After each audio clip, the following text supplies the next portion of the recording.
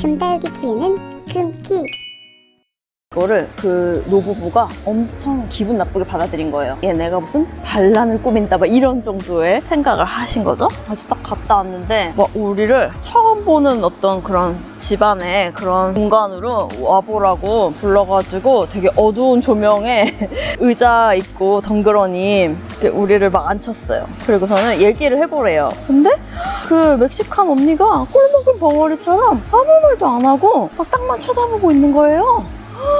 그래가지고 나 너무 놀랬지만 할 얘기는 해야 되니까 어설픈 나의 영어로 막 얘기를 시작했어요. 우리가 여자가 셋인데 이래 해서 지금까지도 아침에 이제 그 준비하는 시간이 너무 짧았다. 그거를 상의할 일이 있는데 오늘 좀 얘기를 할래? 이런 식으로 할 수도 있는데 그렇게 종이에 문자로 적어서 통보하는 거는 우리를 좀 존중하지 않는 태도 같아서 속상했다. 그리고 우리는 시간이 더 필요하다라고 말을 했는데 막 대화가 이런 식인 거예요. 내가 이 집 주인이니까 너희는 내가 시키는 대로 해야 돼. 이렇게 진짜로 우리를 하나의 인격체로 생각하지 않는구나 라는 생각이 들어서 제가 이제 이 대화 중에 굉장히 화가 많이 났어요. 22살이니까 또 정의로운 금키인데 얼마나 제가 화가 났겠어요. 그 사람들의 태도에. 그래서 내가 이제 그 설거지 얘기까지 막 나온 거죠. 나는 솔직히 설거지를 하고 그렇게 물기까지 다 닦고 그렇게까지 해야 되는 상황을 내가 이해를 잘 못하겠다. 그렇게 하고 나면 내가 따로 여기 공부하러 왔는데 내 공부할 시간도 없고 너무나 힘이 든다 했더니 저한테 내가 밥을 해줬으니까 네가 설거지하는 게 당연하다는 거예요. 그래서 내가 먹은 걸 내가 설거지하는 것까지는 알겠지만 내가 왜 너의 가족들, 여기 놀러 온 가족들 것까지 왜 내가 씻어야 하는 거냐? 그러면서 제가 이제 영어가 안 되니까 I'm not your slave! 난 너의 노예가 아니야! 그러면서 이제 화를 낸 거죠. 저도 이제 유하게 대화하는 법을 잘 몰랐어요, 그때. 이제 그 사람들 태도가 너무 화가 나서. 일본인 언니는 옆에서 막 울고 있어. 계속 울어. 이제 대화는 안 되고, 막 분위기는 험악해지고, 그러니까 막 계속 울고 있고. 그랬을 때 이제 그분들이 그 멕시칸 언니한테 너도 그렇게 생각하니? 라고 질문을 딱 했는데, 거기서 그 언니가 나는 뭐 괜찮아. 이렇게 말한 거예요. 그래서 갑자기 내가 주동자가 된 거죠. 내가 그냥 그 일본 언니는 그냥 막 울고 있고 그냥 이 상황이 무서운 것 같고 얘는 그런 생각이 없는데 저 한국인 여자아이가 혼자서 이 상황을 만들었다라고 이제 그 사람들이 생각을 하게 된 거예요. 그래서 내가 완전 뒤통수를 맞은 것 같았어요.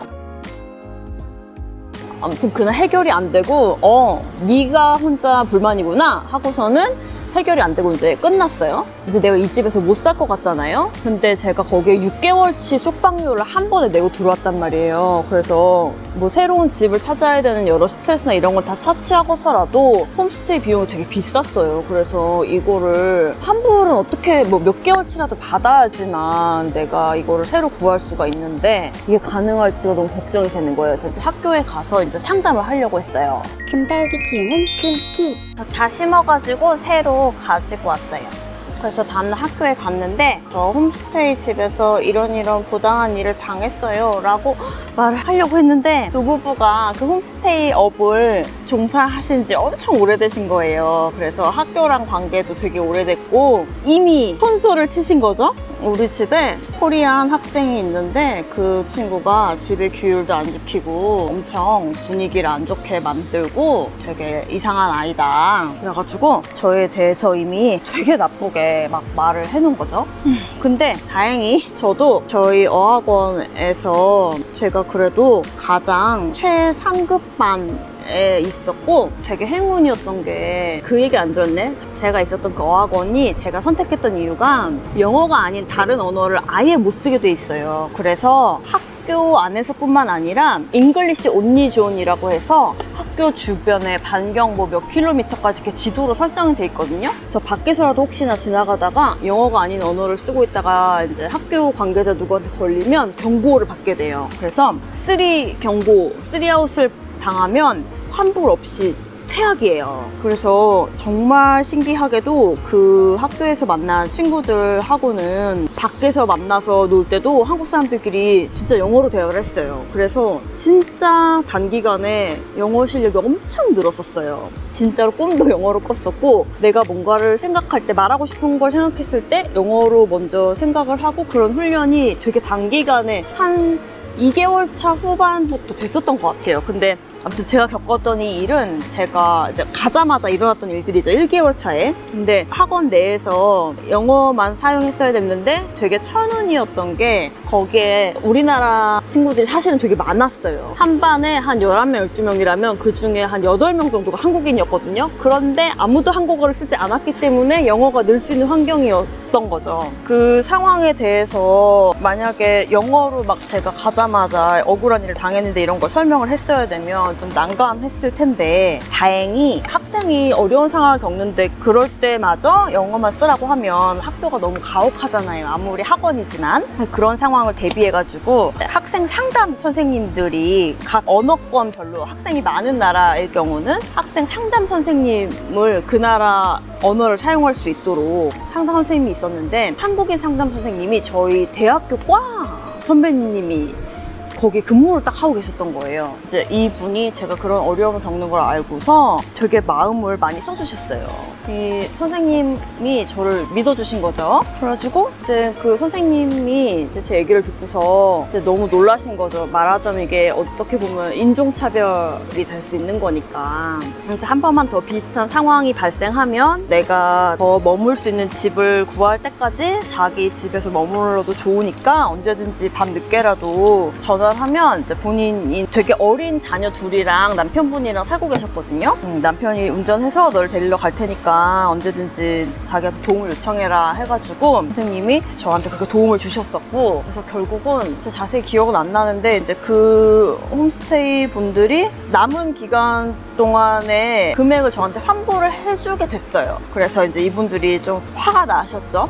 계획대로 잘 안 됐으니까. 그래가지고 저한테 좀 이제 분풀이를 하시고 막 그래가지고 제가 좀 모욕적인 일을 겪어서 결국은 이제 선생님한테 전화를 드려서 저희 집에서 좀 쫓겨나다시피 이삿짐을 막 싸서 나오게 됐어요. 금달기 키우는 금키. 혼자 살 아파트를 막 알아보게 됐는데 사실은 홈스테이가 되게 좀 비싼 편이에요. 아파트 가격이 홈스테이의 한 60% 정도 가격이면 월세를 낼 수 있어요. 그게 이제 거기에 가보기 전까지는 모르는 거니까 어쨌든 아파트를 막 바로 구할 수는 없으니까 그 아파트를 구하러 다니고 이런 동안에 선생님 댁에서 한 일주일 정도 신세를 졌고, 그 다음에 저를 되게 아껴줬던 한 친구가 자기 한국 들어가기 직전에 2주 정도 장기 여행을 가면서 어차피 내가 룸메이트한테 같이 지내는 방세를 낸 게 있는데 그거 그냥 내가 낸 돈이니까 룸메한테 물어보고 나 대신 네가 살아도 된다고 하면 네가 들어가서 살아 해서 그 친구한테도 제가 2주 정도 신세를 지고 그래서 한 3주 동안 제가 천천히 아파트를 알아봐서 혼자 살게 됐어요. 그래서 그 동안에 집에다 전화를 드려야 되잖아요. 한국에 3주 동안 내 엄마랑 연락 안 할 수 없으니까. 그래서 엄마한테 전화를 하면 엄마가 맨날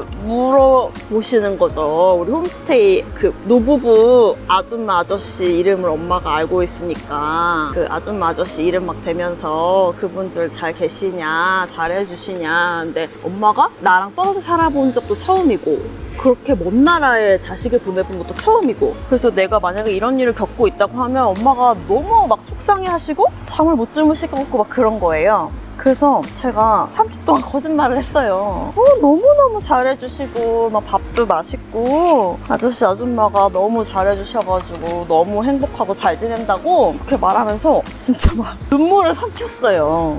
그게 최선이라고 생각했던 것 같아요. 모르겠어요. 지금 생각해보면 아무도 그러라고 시키지 않았는데 왜 그랬을까요? 그게 나았을까요? 이게 약간 우리 가족의 좀 문제예요. 서로 힘든 일이 있으면 그거 굳이 말해서 뭐해. 멀리 있는 사람 속만 상하게 막 이런 게 아직도 있거든요. 그게 서로의 불만이에요. 다음부터 절대 그러지 마. 무슨 일 생기면 꼭 얘기해야 돼. 라고 말하면서 여전히 그게 좀 잘 안 되거든요. 우리 가족끼리. 그때도 그랬네요, 제가. 그래가지고 아파트를 다 구하고 나서 아파트에 이삿짐을 다 옮기고 나서 제가 처음으로 그걸 얘기를 했어요. 엄마, 사실은 내가 이래 해가지고 아파트로 이사를 했어요. 근데 이제 다 괜찮아 라고 얘기를 했어요. 그래서 엄마가 그때 되게 속상해 하셨던 것 같아요. 그런데 제가 그때 그 일을 겪고서 생각했던 게 있어요. 일단 제가 처음에 영어가 되게 부족한 상태에서 갔는데 반이 배치가 되는 게 시험을 보는데 하나는 토익 시험하고 되게 비슷한 필기 시험, 거의 토익 시험이랑 유사한 필기 시험이에요. 간단한 미니 토익 시험을 받고 또 하나는 선생님들이랑 면접을 봐요. 그렇게 해서 반이 정해졌는데 토익은 제가 그때 3학 2학기였기 때문에 어차피 취업하려면 저희 토익 점수가 필요했어서 공부를 하던 거라 사실 토익 시험은 그 시험은 아마 한국 사람들이 제일 잘 봤을 거예요. 우리 그런 거에 익숙해서. 그래서 그건 아마 점수가 좋았을 거고 제가 회화는 별로 잘하는 편이 아닌데 그냥 그런 잡기에 능한 거 아시죠? 그냥 뻔하거든요. 딱 처음에 들어갔을 때 기죽지 않고 그냥 내가 먼저 선수 치는 거 있잖아요. 안녕? 막 반가워 막 하면서 그러면 그런 데서 쟤는 영어를 잘하는 애인가? 약간 이런 선생님들이 약간 그런 착각을 하시거든요. 그 처음 만났을 때 물어보는 대화가 좀 뻔해요. 그래서 이제 어려운 대화 나오기 전에 난 한국에서 왔고 뭐 그런 뻔한 대화 그런 부분만 좀 유창하게 준비를 했어요. 왜냐면 그런 얘기를 들었거든요. 처음에 높은 반에 들어가서 잘 안 들리더라도 나보다 영어를 잘하는 사람들 옆에 있으면 빨리 는다는 거예요. 근데 이제 레벨 테스트를 잘 못 봐서 좀 잘 못하는 친구들이랑 같이 있으면 이게 뭔가 나태해지기도 하고 이렇게 빨리빨리 안 는다고 들었어요. 그래서 제가 높은 반에 들어가려고 막 가서 내가 먼저 안녕 밥은 먹었어? 막 이렇게 했더니 이제 선생님들이 나를 제일 높은 반에 넣어주셨거든요. 그래서 처음에 갔는데 와 진짜 한 일주일은 친구들이 영어를 너무 잘하는 거예요. 무슨 소리인지 하나도 모르겠고 막 말하는 속도도 진짜 빠르고 힘들었거든요. 근데 이제 이 홈스테이 악당들이 나를 괴롭히기 시작하고 이제 이 얘기가 한번 주제로 나왔어요. 그랬더니 이제 반 친구들이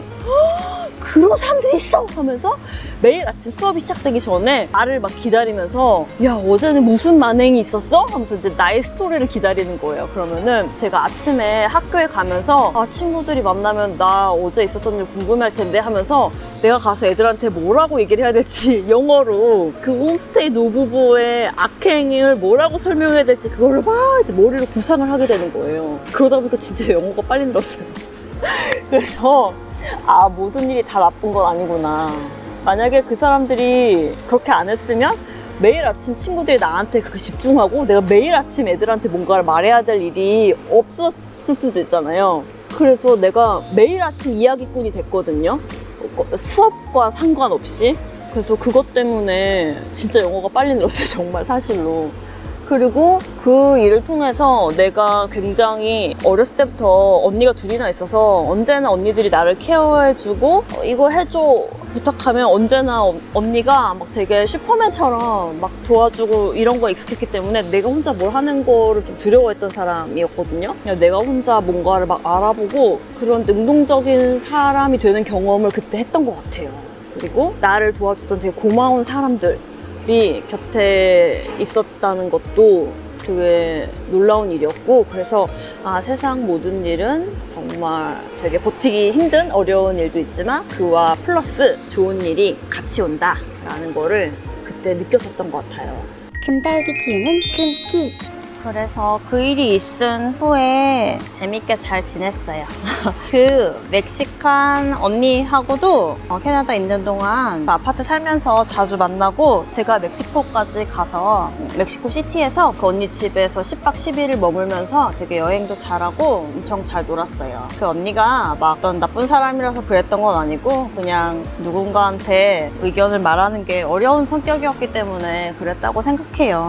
아무튼 그때 느낀 거는 어떤 일이 반드시 다 나쁜 것만은 아니다. 모든 일에는 좋은 면도 있다 라고 생각을 하니까 조금 나은 것 같았어요. 근데 그때는 그렇게 한 가지 일에 좋은 일과 나쁜 일이 동시에 왔잖아요. 근데 이게 살다 보니까 그렇게 좋은 일과 나쁜 일이 동시에 일어나지 않는 경우가 이제 많아지는 거예요. 그러니까 예를 들어서 너무 좋은 일이었는데 시간이 지나고 나니까 그게 좋은 일이 아니었다든지, 그러니까 그 당시엔 좋은 일이었지만 그게 어떤 안 좋은 일로 연결이 된다든지, 아니면 진짜 너무너무 힘들고 어떻게 이렇게까지 힘들 수가 있나 했는데 정말 시간이 너무너무 오래 지난 후에 이 일이 나한테 이렇게 좋은 일을 가져다 줄 수도 있다고? 라고 이어지는 일도 있더라고요. 그래서 참 인생 어렵다. 지치고 힘든 일이 생기면 이것도 언젠가는 이게 이러려고 그때 그렇게 힘든 거였어? 라고 생각하는 날이 오겠지? 올 거야 라고 위안을 하려고 애써요. 반드시 나쁜 일은 아닐 거야. 좋은 일? 좋은 일까지는 아니지만 이 일로 이어지기 위해서 그 시간이 필요했던 거야 라고 생각하는 날이 언젠간 올 수도 있어 라고 생각하려고 노력해요. 그게 멘탈이 좋아서. 그래서 우리 럭키님들도 그런 일 있으시죠? 이거 참 어려운 것 같아요. 저는 그러니까 내가 40대 되면은 되게 편안하게 살고 있을 줄 알았는데 별로 그렇지가 않고 힘든 일도 많고 내 맘 같지 않은 사람도 많고 여전히 그런 것 같아요. 여전히 마인드 컨트롤이 필요하고 끊임없이 나를 스스로 응원해줘야 되고 무너지지 않게 가다듬어야 되고 좋은 이야기를 들으면서 내 마음의 근육을 키우기 위해서 노력하는 시간들이 되게 필요한 것 같아요. 다육이들한테 칼슘제 먹이고 하는 것처럼 해외 가기 전에 칼슘제를 한번 쫙 먹이고 갔다 와야 될 것 같은데 럭키님들한테 그 얘기를 한번 해보고 싶었어요. 이제 다 심었어요. 그러면은 오늘은 이제 여기서 수다를 마치고 오늘도 금키와 함께 해주셔서 감사합니다. 아마 이 영상 올릴 때쯤이면 저는 필리핀에 있을 것 같아요. 가서 좋은 기운 많이 받아서 돌아올게요. 그러면 다음 영상으로 또 만나요. 안녕.